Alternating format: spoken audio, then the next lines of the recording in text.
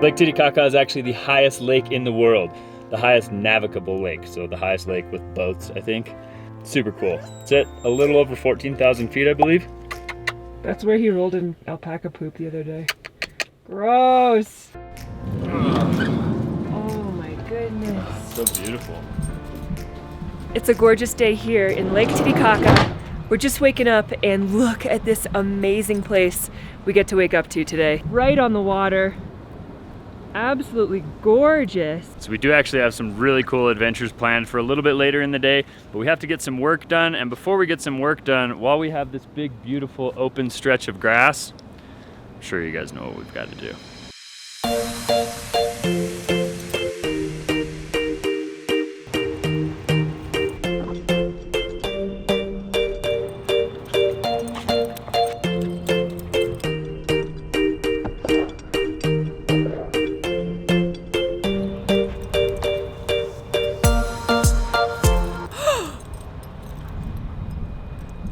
Well, that game of Frisbee ended pretty quickly. Frank only went out there maybe 10 or 12 times to catch the Frisbee, and after the last time he ran out and he caught the Frisbee, and on his way back he was limping on one of his back feet.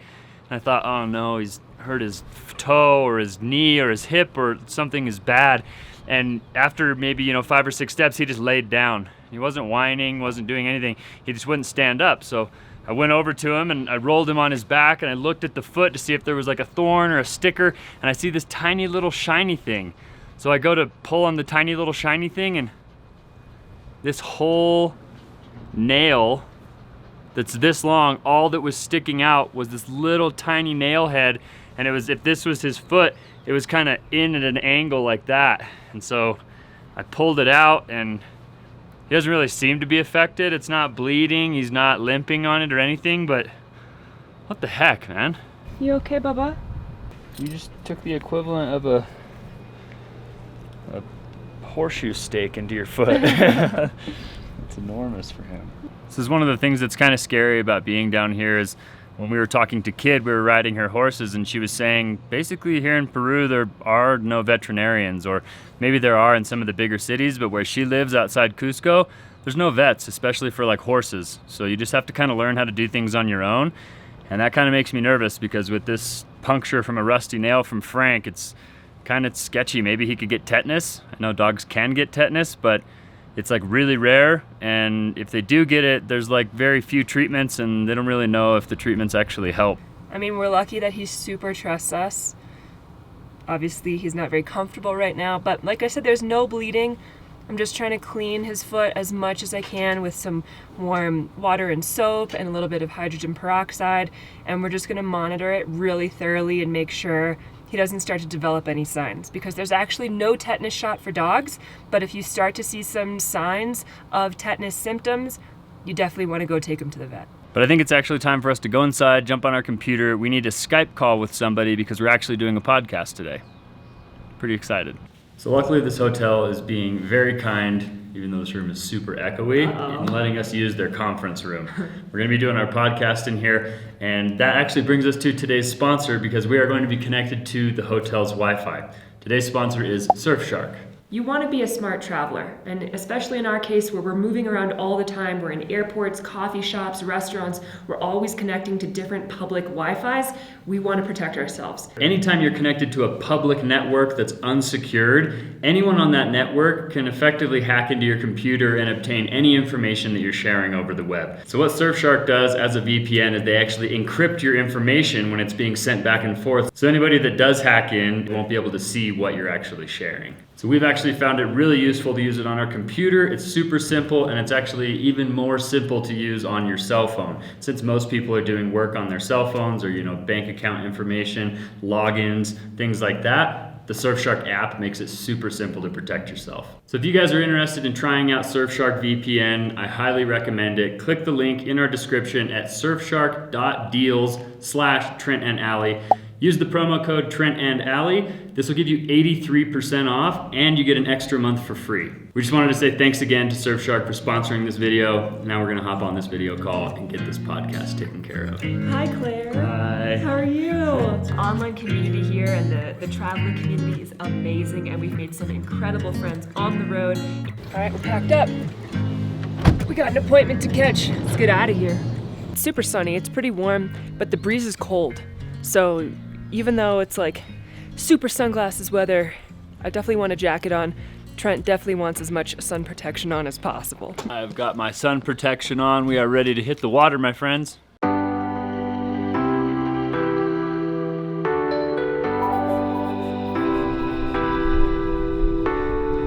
Oh, mucho gusto. Gracias. Allie and Trent. Buenas tardes.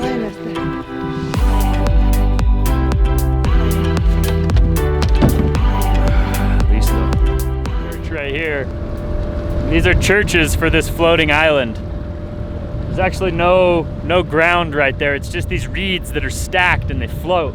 It makes these little islands, and that's what we're going to visit today. There's over 100 floating islands in this lake, and there's people living on most of them.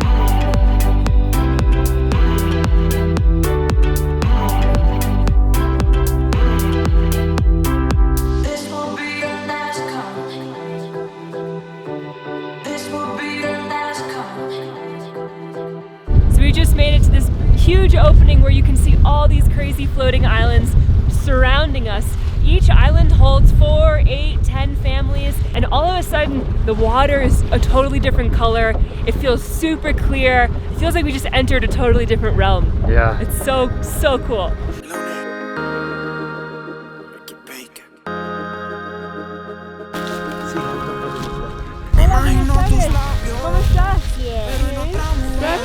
Hola, gracias. So this is where Jordi lives, and 4 other families live here, but they're related to you.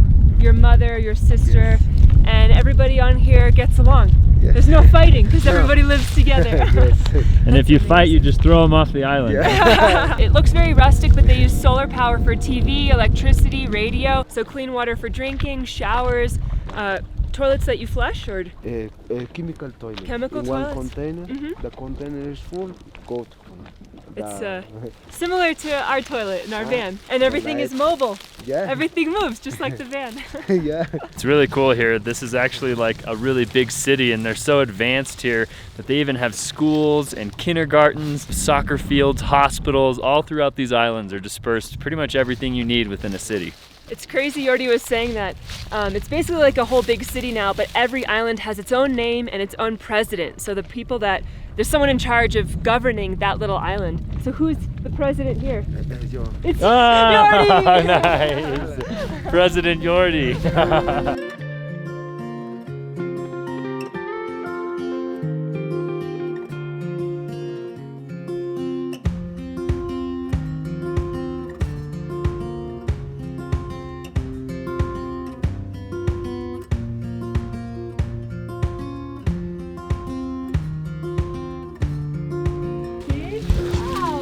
Oh, it's so beautiful. Bienvenido. Gracias. This is where Jordi and Dina live. This is their little house. It's got a beautiful bed. Everything is so colorful. Lots of different crafts that Dina has made. It's gorgeous.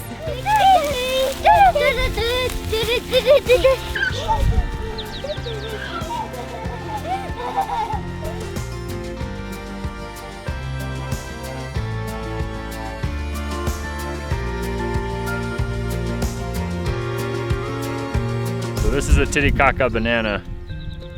His peeled really easy, mine's not peeling so easy. The reeds here are actually used for everything, from making clothes, to making hats, to making the buildings, to making the floating islands. This single plant, or single vegetable, because you can actually eat the bottom too, is pretty much how this whole indigenous culture survives out here on these floating islands. So Jordi was just telling us that this little demonstration of what it takes to build an island took us about 10 minutes, but in reality it takes 1 year to do everything and make a self-sufficient floating island. The anchors are always super important so you don't wake up the next morning in Bolivia, but everything. It's so intricate and it takes so much time and effort. I just think it's unbelievable that originally, these boats were originally constructed for people to escape from the Incas. So people weren't even living on the lake until they were trying to escape from the Incas, and they began living on these boats. And then these boats became bigger boats, and these were the original floating islands of people with just boats attached to each other floating around the lake. And then eventually they figured out how to make much more permanent islands.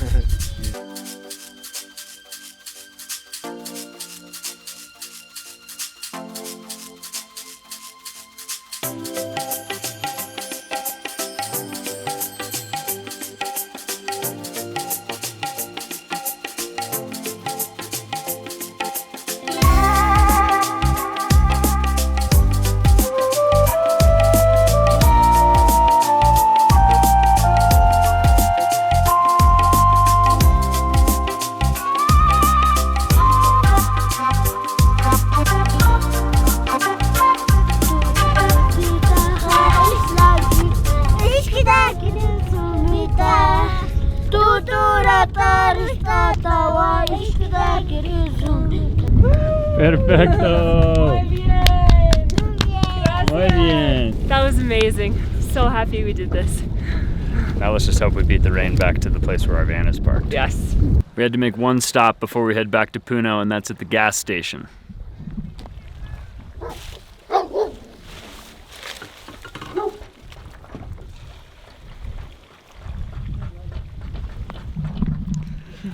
It's so peaceful out here. It is. This is awesome.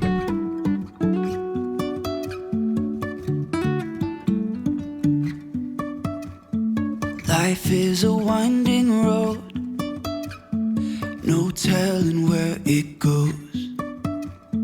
Driving through days and nights, won't Gracias stop para the todo. traffic light. Muchas Gracias, gracias. amiga. Thank you. Buena suerte con todos. Felicitaciones con todos. Recomiendas a otros Sí. amigos. Gracias, Dina. Ciao, ciao. Jordi and Dina were awesome. What a fun day we had with them. They're so knowledgeable and kind and just want to share their world with us. If you're in this area, we're going to leave all of their information on how to get in touch with them and take an amazing tour of the Uros floating islands in the description below. Make sure you check it out. High, even if the sky is falling down. Hello, Frank. All right, doctor, what do you think? Yeah, he's got his foot. He's a little swollen. Yeah, he doesn't really want to put a lot of weight on it. Which is totally understandable. If you've ever stepped on a nail, your foot doesn't work because the puncture just like makes the muscle really swollen and tight. I stepped on a nail when I was probably like 12 or 13, and I literally hopped everywhere for like, I don't know, at least a day or two. So I'm sure he'll be fine in a few days, but it does seem pretty sore. But you're gonna be okay. We've really done all we can. We've cleaned it thoroughly. If there's any sign of heat or swelling or infection or anything like that, we're gonna take him somewhere and get him some antibiotics, but we're just gonna keep an eye on him for now. I think he's gonna be fine. He's a good boy. He's a good boy. He's a good Frank. Are you a hungry boy? Oh, as long as you have an appetite, I know you're okay. Yes. We have got to wake up pretty early in the morning and hit the road. We've got to head to Arequipa. So we really need to get to bed, but I guess we're just going to snack a little bit more. We have some cheesecake left over that I think we might actually end up eating. I'm so excited. I thought you forgot about the cheesecake. I would never forget about the cheesecake. Yeah, you're right. I forgot who I was talking to. But I think we're going to put you guys down. We're going to eat this cheesecake, and then we're going to hit the sack. I want to thank you guys so much for coming along on this adventure with us today. Hopefully you guys enjoyed visiting the floating islands of Lake Titicaca. Titicaca. Really hard to say. Correctly, yeah. Yeah, it's just Titicaca, but if you want to say it like the indigenous people, it's hard to say. We had an amazing time. Thank you again to Jordi and Dina for hosting us this afternoon. Check out the links in our description if you are interested in taking a tour with them. It was really informative. Very informative. It was really informative, and we had a great time. They're great people. Subscribe to our channel if you haven't already. Give us a thumbs up, and we'll see you guys on the next one. Adios. Even Even if I'm falling down, I will keep on searching for my highs. You can say I lost my mind, I will keep on holding my head high. Even if the sky is falling down.